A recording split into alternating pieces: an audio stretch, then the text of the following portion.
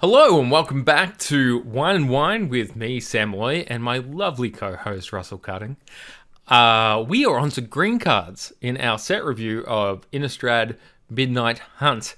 And look, it's moved from day to night here as we've been recording. So, hopefully that's on theme for the set and green overall. We have our first card for it. Yeah, we have our first card for it, Renin 7. One of the worst names in history, and also something that we're not totally excited by, but something we think is quite good, Russell. Yeah, this will be one of the most impactful cards of this set. It's going to be a staple. It is a return to a slow but extremely powerful Planeswalker, kind of maybe not quite in the bent of Elspeth Sun Champion, but around that mark where you are just getting some very much game-ending power stapled onto a card that's going to come down a little bit later, can protect itself and will end the game, and just spew card advantage over time. I really like the +1 on this. It's Mulch. So big shouts to my boy Luke Mulcahy, Mulch himself. And also the card mulch, which was in original Innistrad as a reprint, but still. I think that this is basically a bunch of cards we've seen before be good, stapled together in a Planeswalker, and it really rewards you resolving this early. It's not quite as the same power level as some of the Nisses we've had and all the rest of it, and I think we're better for it. At the same time, it's more of a value engine than it is a game-ending threat on its own. Although, left unchecked, it will do that. So, big fan of it. I think it's great design. I hate the name. Could have they just gone for like Renin 8 or something? Did it really need to be one more? I don't know. Anyway, I think it's a cool card, and I think the character is a cool character. Good to see it again, and I'm looking forward to losing many games to it. Yeah, I mean there are some kind of fun like play patterns where you have multiples in hand, where you can kind of like mulch when the first one comes down, the next turn mulch again, play the next one, do the 0, and just ramp into it absolute oblivion. It's got to protect itself with the -3. It's pure value. Like it doesn't.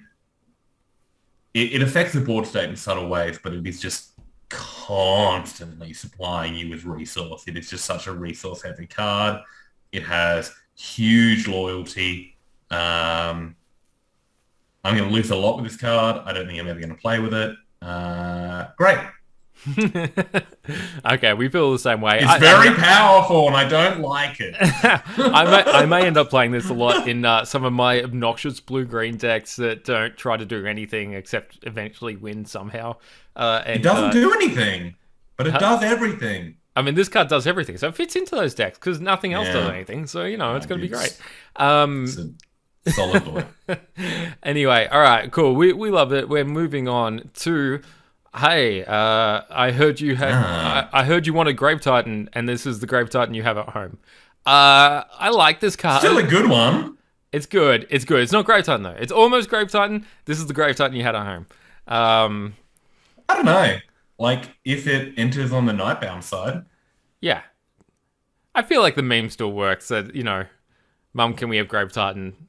No, we've got Grave Titan at home. Grave Titan at home is Tuvela's Hunt Master. I don't know. If it enters on Nightbound, it is legitimately better than Grave Titan, which is kind of weird. like Grave Titan. By the way, one of the dumbest cards ever. So dumb. Why does it have a card that qualified me for the Pro Tour? Yeah. Not going to shy away from that. Big fan. One of my favorite cards of all time, surprisingly.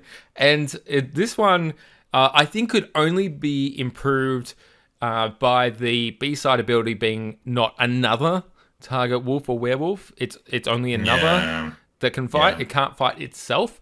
That being said, I mean, look at him. He's why is he not fighting? Why doesn't he fight? He's too busy making tutus, I guess. I don't know. The card's really good, and I'm really excited for this one. Yeah. If you are in limited formats, you're going to lose this card a That's lot. going to suck. This card's going to be actively bad for this limited format. If you enjoy Standard, you're going to lose this card a lot. If you enjoy Historic, you're going to lose this card sometimes. If you're in Modern, you will probably lose this card sometimes. Yeah, I don't know how often this will. It's a human. I can see this appearing a non-zero amount of times in Primeval Titan strategies, right? As just extra threats. It's very close to very much up there. I mean, if we're talking about top end green card, yeah, I mean it's already worth casting Primeval Titan. So maybe you want the 5th or 6th, or maybe even after sideboard, you want to just spew bodies onto the board because you're getting hard controlled, something like that. I think this could be totally playable there. I mainly think that this is going to suck in limited, but if in standard, this is going to be great. This is going to be a lot of fun. And I also really like when cards exist in a standard format which look like this, which really do, at a reasonable mana cost, provide a game-ending sort of threat / answerable decision-making point. So if you're thinking about casting this in standard, you will not always win the game. It's not always going to win you the game, but it does provide a very strong proposition for you to win the game at a point where your opponent has had enough time to get their legs under them. And they're normally pretty good. And it's one of the best things about the original Titan cycle, and I think this mirrors that. 10 power for 6 mana is never a joke. It's a lot. It's a lot. This whole day-night thing, which I'm still wrapping my head about because it becomes a dynamic product of the game, like the game occurs whether or not the creature is in play. Like it can just, like I still haven't quite got my head around this nuances. I'm going to have to play with this day bound or this day night mechanic. Yeah, to properly understand it, but it's something that just happens. So yeah, so I mean, day/night only starts getting tracked as soon as the first card enters. So for this card to enter on night, someone needs to play a day/night bound card first, or one of the other cycle of cards that make it day. It's totally plausible that will happen. I feel that if this is your only day/night bound card, it is a worse card in your deck, and I think that's kind of cool. I think that's actually a really cool piece of design that's going on here. If your opponent is the first one to introduce a day-bound/night bound card, this card gets better. And if people are playing other sort of stuff and you don't play day-bound/night bound stuff yourself, then this card is like markedly worse. So it's going to be very format contingent, and like what's getting played in the format is going to matter for this as well. Not only because having a very large creature that makes zombies, not zombies, but like, they're werewolves, but to me they're zombies because this is Graveyard Titan to me. And I think that's always going to be contextual. But look, I mean, I think everything's working in its favor. This card's not going to be bad. Yeah.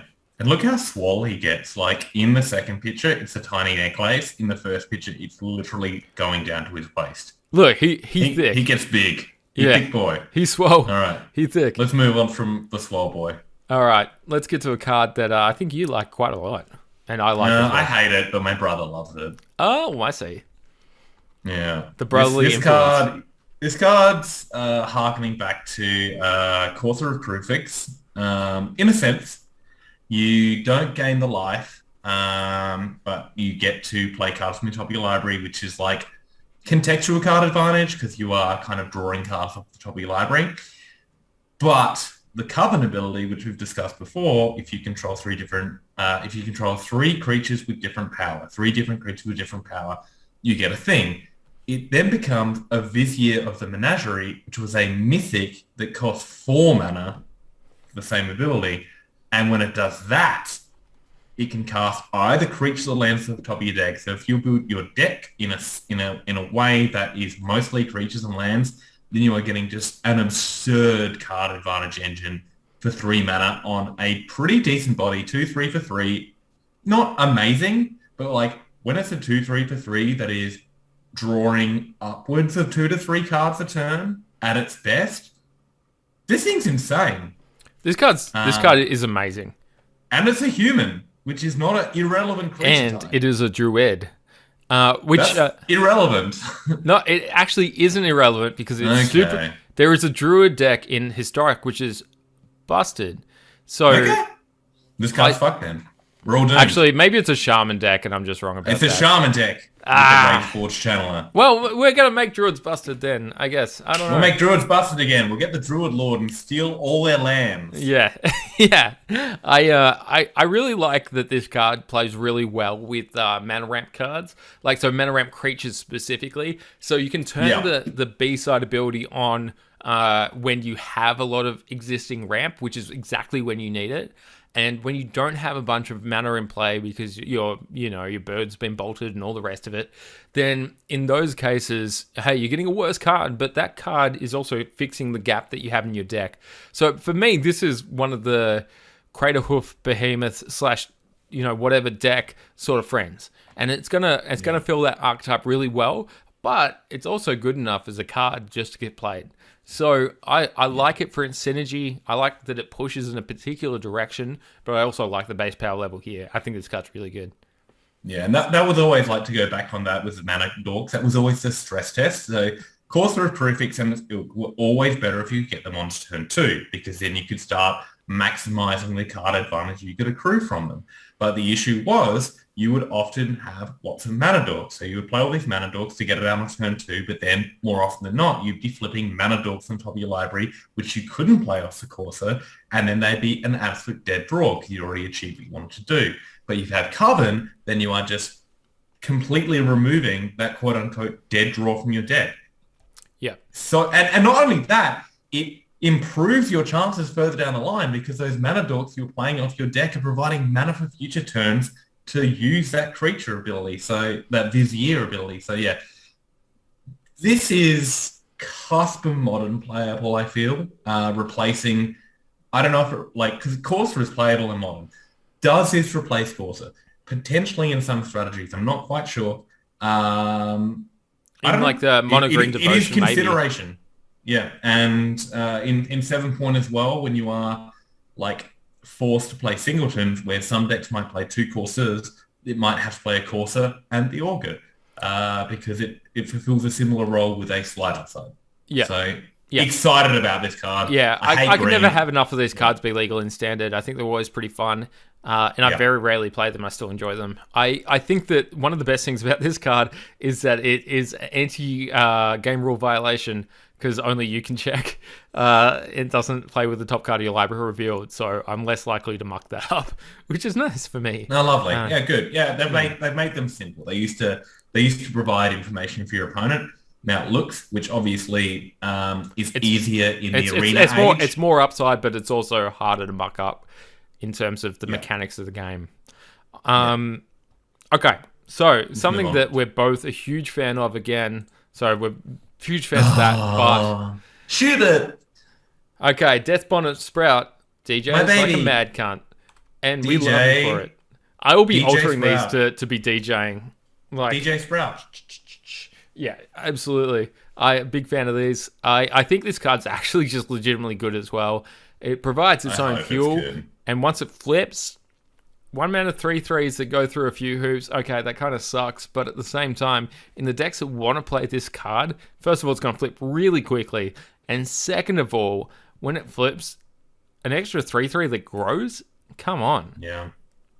Yeah, and I think the most important caveat about this, while the first half only cares about your graveyard, the second half can care about either graveyard. So it can remove key cards from your graveyard, whether it's a creature card to pump it, or whether it is a flashback spell if they don't have any creatures that you need to get rid of, just to stymie their card advantage. So DJ Sprout.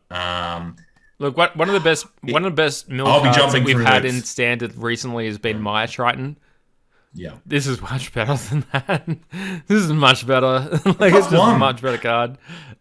You're gonna have a hard time talking me off getting excited about 1 mana creatures that can provide so much given the right circumstances. Yeah, you do have to jump through hoops, but heck, I'll swan dive, man. A lot of Magic is going to be playing upside of the cards that you have. So, and this provides it. So, this gets me excited to start to make decks to enable this card. I'm just like, this critter is fun. I like him.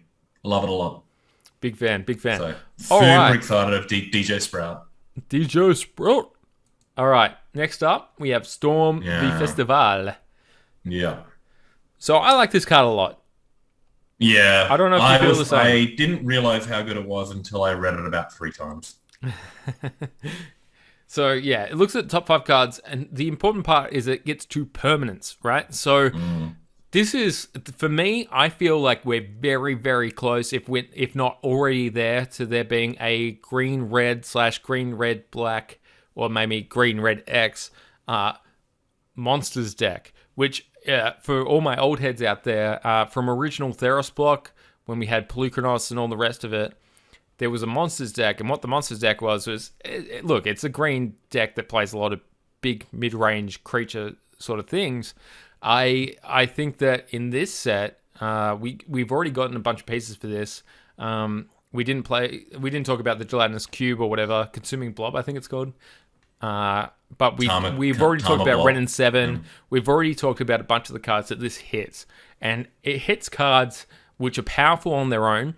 But if it misses, it hits lands, and those lands allow you to flash this back. So, to me, as 1 mana over a 5 mana card that it goes and gets, this card is amazing. The basic standard of this card is whether you want to be playing 5 mana permanents in your deck, and whether you want to be getting to those as quickly as possible. And I think that you do. I think we've seen Goldspan Dragon. I think we've seen Ren and 7. I think we've seen enough stuff that this card's probably going to be really good. Yeah, Coco, format staple, even back to Modern, and this is a Coco that just can't miss. Yes, it's a sorcery. Yes, it costs a bit more. And one less card. But it has fucking flashback. So, like, it doubles itself up. It goes higher, and it has a much higher floor. If you build your deck right, this card cannot miss. It can't. Yeah, no, you can try to make it miss, but it just can't miss.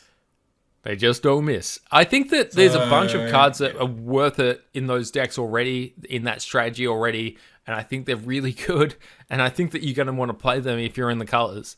And that's you get a 4 and a 3, you're up a mana. If you get Arlen Court off this, yeah. What? If you get Arlen off this, not Arlen Court, I don't know, that's the full name, but like Arlen, then you're playing Arlen, Savior of the Pack or something. That's I think that's right. That card is going to be a great card with this card. If it doesn't flip day night, you can ramp into this. We'll get it when we get to Arlen, but at the same time, like the synergy pieces, the good enough 4 drops, the great enough 5 drops, I think are there. So I think this card's going to be really solid. Like in a ramp deck, like even if you like quote unquote whiff by hitting your ramp pieces, you get to re-roll the turn after. Yeah. Like it's very good. It's not the sort of card that you can play in a deck which is behind, but these decks are never behind. So it's contextually good. I will say that as a card. And I can say if someone didn't like this card and they were like, look, it needs all the other cards for it to work, I'm hard agree. I strongly agree with that. That being said, I think those cards are here. I think we have it. So do you remember Cavalier of Thorns? How good that was? Yeah, I do. This is better. This is better than Cavalier of Thorns. This is significantly better than Cavalier of Thorns, and it would also be significantly better with Cavalier of Thorns. Not it would be, but like we can't have it all. But we cannot have it all. Well, we can have a lot though. We can have a lot. We can have a lot. You can have an historic. You can have an historic. But no, this card is something you should play if you like this nonsense. Peace out. Yeah. Next, please. We did it. Look at all these honorable mentions. Oh my god, there's so many. Oh, so many. All right, let me run through it. Let me do the first 2. So tapping at the window is a look at the top 3, put a creature in your hand, the rest go into the bin, but it has a flashback, it has a downside, it has a miss. But for decks that want to fill their graveyard, I think this is going to be really good. Also, the art's pretty cool. Very nice art. Yeah. I mean, it's like fingers on a window, but it's like a tree. So, all our fears as children. I don't know. They're really hitting us where we live. Bridge Tracker. This is the replacement tracker from the last two that we've seen.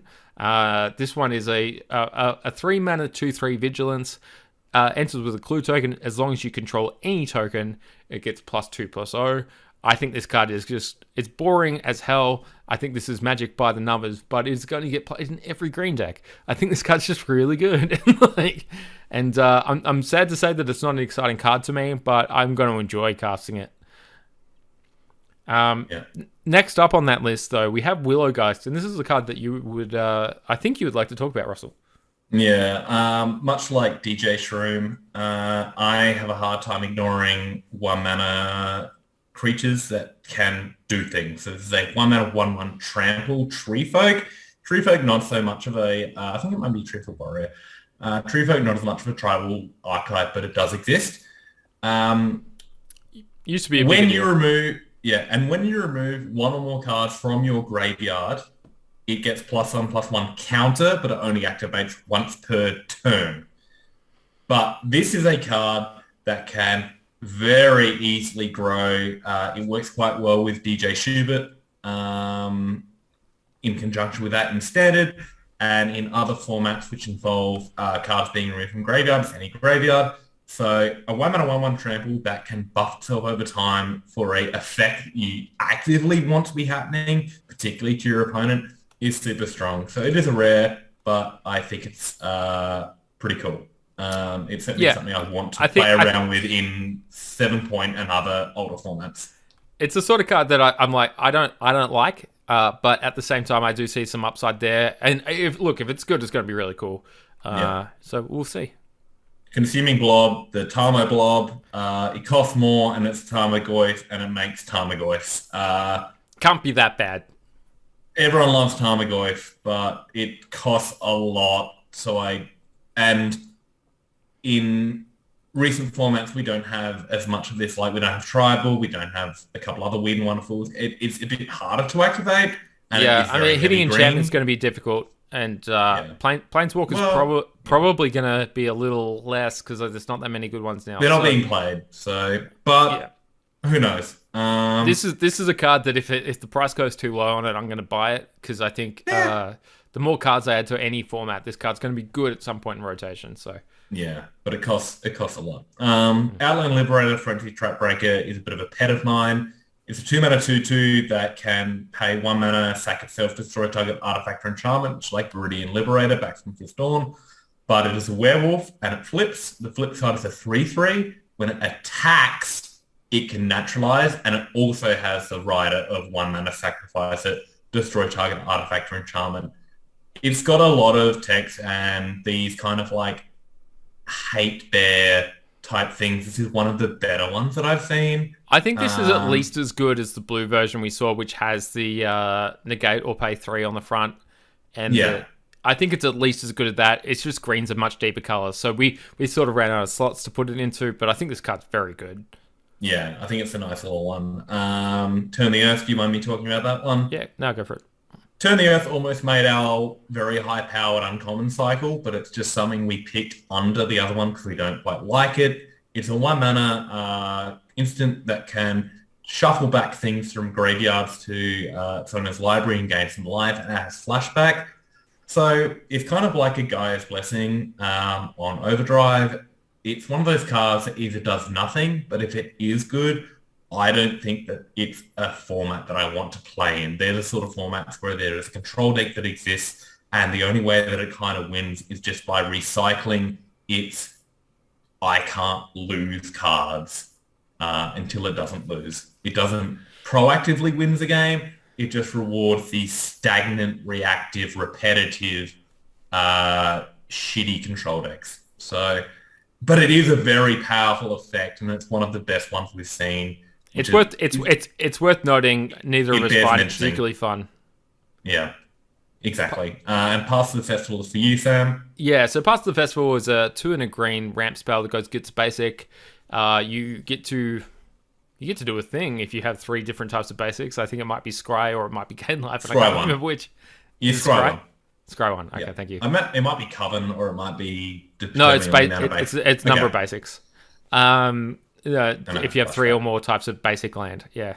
And it also has flashback for 5. So this is, to me, a lot better than a lot of the other cards that we've seen, which are a 3-mana ramp spell with an upside. Normally those 3-mana ramp spells with an upside have a rider of gain 2 life or something of the like. Normally we don't go as well. We don't get as good as Scry 1. We don't normally get that, so that's an option here. But the main upside is that this has a flashback cost. And the flashback cost is, hey, do something inefficient when you have nothing else better to do. Go get another basic land from your deck, and at least you can't draw it. And I think that is pretty good. I don't think this is going to be remaking the world or anything, but I think it is a very good version of a card we see a lot. And it's nice to see a card which is like marginally better than cards that we see a lot of the time and are only sometimes playable. But look, I wouldn't be surprised to see it in decks. I'll put it that way. Yeah, that seems to be the theme of a lot of these cards. We're like seeing a lot of like bread and butter cards with just a little bit of a punch up, and that's exciting to see. And none of them like invoke fear in me, but I'm just like, oh, these are really good role players, which 15 years ago were staples. Today they're barely playable. And just give that. And we're moving with like, the times. Okay. We're moving with the times. So it's good.